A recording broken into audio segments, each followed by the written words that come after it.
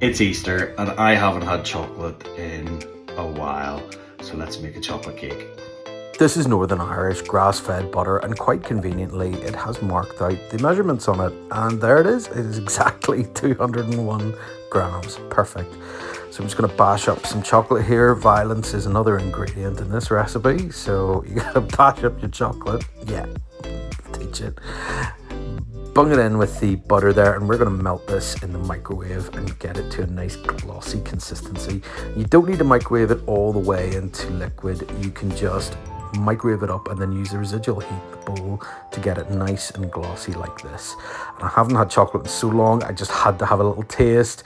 And yes, I did wash the spoon before I used it again, but oh my goodness, it was great. So dry ingredients, we're going to have to sift our flour and our cocoa powder. You should always sift your dry ingredients because it adds air to the cake as well as getting rid of the lumps and bumps. And speaking of getting your cake nice and fluffy, you want to add baking powder and bicarbonate in this one, as well as 4 eggs. And I'm just going to chuck this all into the stand mixer with a tablespoon of coffee powder and Madagascar vanilla.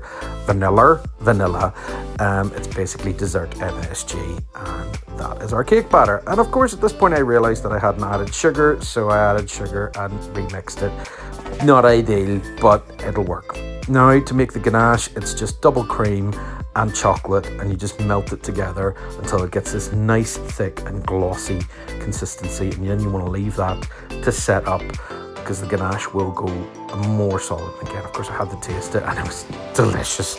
I miss chocolate so much. Now, I'd stuck the cakes in the oven at this point, and it must have smelled pretty good because this little guy was very interested in what I was doing. It was quite nice to have a little friend accompany me while I was cooking there, but he was really interested.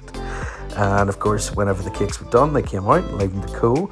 And I'll cut the tops off these just to make them flat for decorating. And once you've applied the ganache, I use the offcuts there as a wee decorative crumb on top. And that is my chocolate cake.